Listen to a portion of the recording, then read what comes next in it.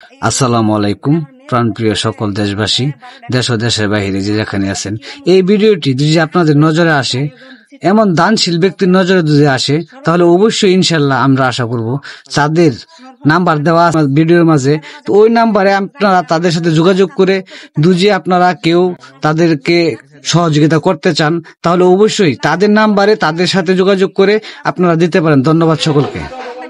নগদ রকেট বিকাশ নগদ জি আচ্ছা, আপনাদের নাম্বারটা হচ্ছে 01 777 00 90 72। আপনারা নাম্বারটা সবাই শুনতে পাচ্ছেন, যার ক্ষয়ক্ষতি হয়েছে তার একজন আত্মীয় স্বজন নাম্বারটা আমাদের দিয়েছে, তার ছেলের বউ। তো আমার বিস্তারিত আমরা আবার আপনাদের পরে জানাচ্ছি।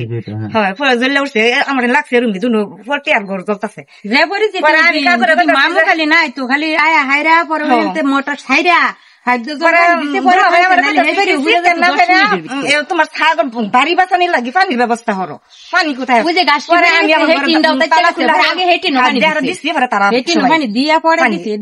দেখাইরা এটা আবার দেখছে যে হেটিন ধরে যেতেছে, গাছ ধরে গেছে, পরে আগে হেটিন ওখানে দিছে, হেটিন ওখানে দেখাইরা ঠান্ডা বানায় পরে এটার মধ্যে ভাঙি দিছে।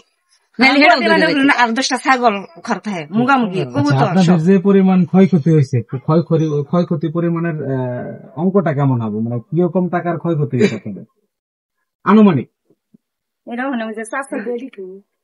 আপনি বলেন আপনার কত পরিমাণ ক্ষয়ক্ষতি? যে সমস্ত জিনিস কিছু নাই, আর সব শেষ। এরা তো বিবেচনা করুন যে একটা কত কি না থাকতারে। সেটা ঠিক আছে, কিন্তু দর্শকরা তো আসলে বুঝতে পারতেছে না, যারা দেখবেন এই ভিডিও। যে আমার সবাই জিজ্ঞাসা করছে কত টাকা ক্ষয়ক্ষতি হয়েছে আপনাদের? কত টাকা অঙ্কের আপনার মোটামুটি ক্ষয়ক্ষতি হয়েছে?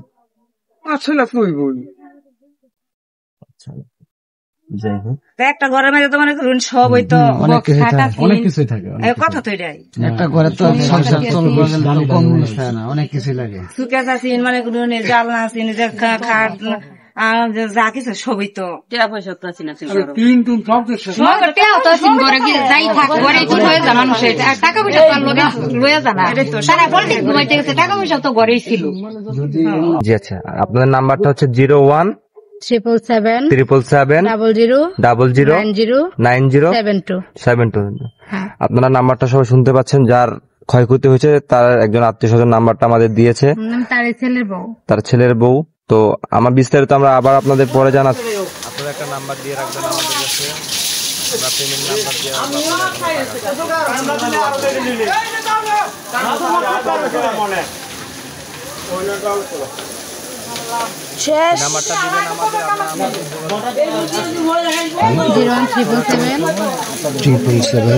অবশ্যই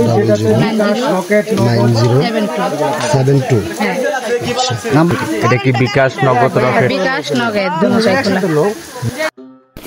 আসসালামু আলাইকুম প্রিয় বন্ধুরা, দেখুন একটি পরিবার কিভাবে আজকে ধ্বংসের পথে, সবকিছু পুরে ধ্বংস স্তূপে পরিণত হয়েছে। এই দেখুন হাড়ি পাতিল, এই দেখুন খাবারের চাউল, তো এইভাবে সবকিছু এক এক করে সবকিছু পুরে একবারে কোনো কিছু ঘর থেকে আর বার করতে পারছে না। তো আমি যদি উপর দিকে দেখাই, এই দেখেন এই পরিবারের পুরা ধ্বংস হয়ে গেছে, সব চাউল। তো এই পরিবারের জন্য সবাই দোয়া করবেন, এবং যদি মন থেকে দোয়া করেন, হয়তো আল্লাহ পাক তাদেরকে সেই সুখ সবার মতন তৌফিক দান করবে।